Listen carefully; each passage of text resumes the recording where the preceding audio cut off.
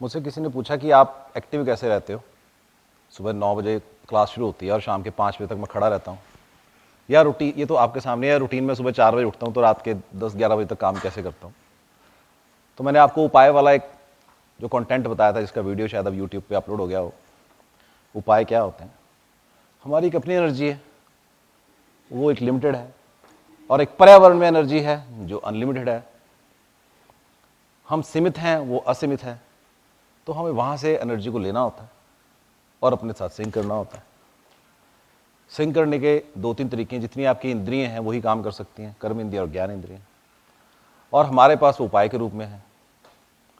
पहला डिफॉल्ट काम करता है रुद्राक्ष, जो आपके ब्रेन को हमेशा एक्टिव रखता है। एक्टिव होने का मतलब होता है हील होना, रिलैक्स करना नहीं होता। जब आप डिफॉल्ट हील हो रहे होते हो तो आप एक्टिव हो रहे होते हो। साइंटिफिक भाषा में ऐसे समझो कि आपके टिश्यूज टूट गए, फिर आप कुछ खाते हो पीते हो, टिश्यूज रिपेयर होते हैं। तो रुद्राक्ष डिफॉल्ट हीलिंग का काम करता है। जब आप कोई कार्य करते हैं तो आपको थकने नहीं देता, पहली चीज। इसलिए मेरे पास हमेशा रुद्राक्ष होता है, आप कभी देखो मैं डाला होगा। एक तो ये पार्ट हो गया।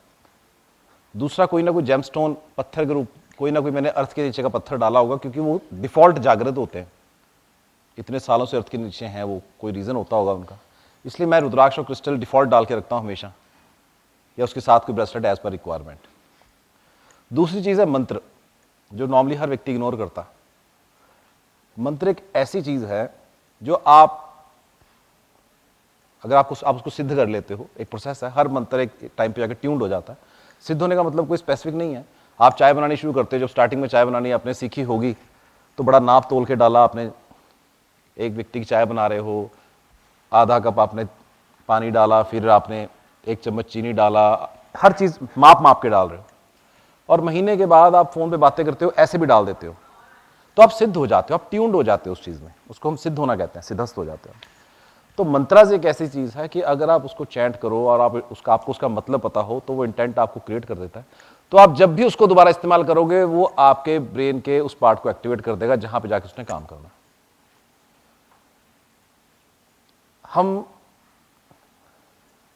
हमारे अंदर अनंत एनर्जियां हैं, अनंत अनलिमिटेड एनर्जीज हैं जो काउंट नहीं हो सकती, इनफाइनाइट है।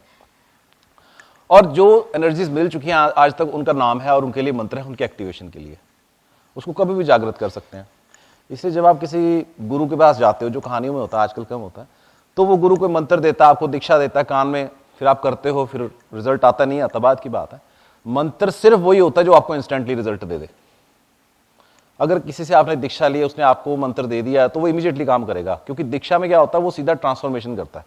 शक्तिपात देख के आपको डिफॉल्ट एलिजिबल कर देता है और आप बोलते हो और आपका चल पड़ता। अदरवाइज आप उस मंत्र को खुद चैंट करो, आपको उस मंत्र का मतलब पता हो, आपका बिलीफ सिस्टम उस पर हो, वो 10 दिन में भी एक्टिवेट हो सकता है, वो 2 महीने में भी हो सकता है, वो 2 साल में भी एक्टिवेट हो सकता है, इस प्रकार से। और मंत्र क्या है? मंत्र कोई भी धर्म का आदमी कभी भी किसी भी टाइम कर सकता है। मंत्र क्या है? मंत्र इज फॉर्मेशन ऑफ सेंटेंस। उसके बीच में हिंदी के कई अक्षर हैं, संस्कृत के कई अक्षर हैं, उसमें रिदम है, उसके पैटर्न्स हैं। वो डिफॉल्ट यूनिवर्सल पैटर्न है जो हमारे डीएनए के अंदर हैं। हम अलग अलग परिवारों में जन्म ले रहे हैं, चाहे वो कस्टम्स खत्म हो गए, बट हमारे डीएनए में वो हैं।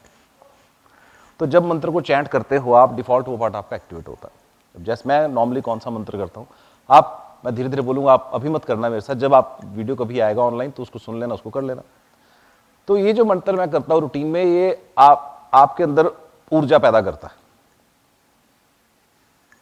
और मंत्रास जो होते हैं वो जरूरी नहीं होते कि वो देवताओं के हों, शब्द है ना। तो कई बार होता है, कई मंत्रास में आप सिर्फ उसके बीज देवता को याद कर रहे होते हो, किसी स्पेसिफिक देवता को नहीं कह रहे होते। तो आपको वहम करने की जरूरत नहीं है, आप किसी भी रिलीजन से फॉलो करते हो, मंत्र करके देख लो, काम कराओ, आपको रिजल्ट लो। मरने के बाद तो हमने निराकार निर्गुण ईश्वर के पास ही जाना। ना हमें पता है कि वहां कृष्ण जी होंगे, ना हमें पता कि अल्लाह होंगे वहां पे, ना हमें पता कि गुरु नानक देव जी होंगे, ना हमें पता जीसस होंगे, क्योंकि ये सारे के सारे अल्टीमेटली ये कहते हैं कि निराकार और निर्गुण है, जिसका कोई स्वरूप नहीं है, जो निर्गुण है। ये नहीं कि उसमें अंदर गुण नहीं है, उसका मतलब यह है कि वो गुणों से अपार है, दूर है, ना अच्छा ना बुरा। तो अल्टीमेटली उसी के पास जाना है ना। तो जब तक धरती पे हो, आपको कोई मंत्र करके आपको कोई अच्छा रिजल्ट आता है, आप अच्छे हो जाते हो, तो किसी का फायदा ही करके जाओगे। तो आप 3 चीजें करो, हमेशा रुद्राक्ष जरूर डालो, जो आपको सूट करता है, या जो भी डाल लो, कोई भी डाल लो। नंबर 2 जो आपका लक्की ब्रेसलेट है उसको डाल लो, या जेमस्टोन जो आपको सूट करता है, हम बेचते हैं ना पंडित.com पे, वहां से भी ले सकते हो। और आखिरी चीज है मंत्र। जो मैं मंत्र करता हूं वो है ओम ह्रीम मम प्राण देह रोम प्रति रोम चैतन्य जागरे ह्रीम ओम नमः। ओम ह्रीम मम प्राण देह रोम प्रति रोम चैतन्य जागरे ह्रीम ओम नमः। तो मैंने आपको बता दिया, नेट पे ढूंढ लेना, कहीं पे पढ़ा भी होगा। तो इस मंत्र को पाठ करने से एक्टिवेट हो जाता है। सिद्ध कब होगा वो आपने अपनी प्रैक्टिस करते रहो तो काम करेगा। अब हर मंत्र के पॉजिटिव और नेगेटिव भी होते हैं। एक्सेस में करोगे तो हो सकता है नींद उड़ जाए, उसका कभी नींद ना आए। तो लिमिटेशंस आपको खुद फॉलो करनी है, शौक में मत कर लेना, इसलिए वो डिजास्टर्स हो जाते हैं। इसलिए कहा जाता है कि जब कोई मंत्र करो, कोई चीज लो तो गुरु के सामने लो। गुरु का मोटिव ये होता है जिस बंदे से ले रहे हो उसको आता हो, उसने किया हो। कम कर लो, जागृत रहने के लिए है। ओम ह्रीम मम प्राण देह रोम प्रति रोम चैतन्य जागरे ह्रीम ओम नमः। ठीक है जी।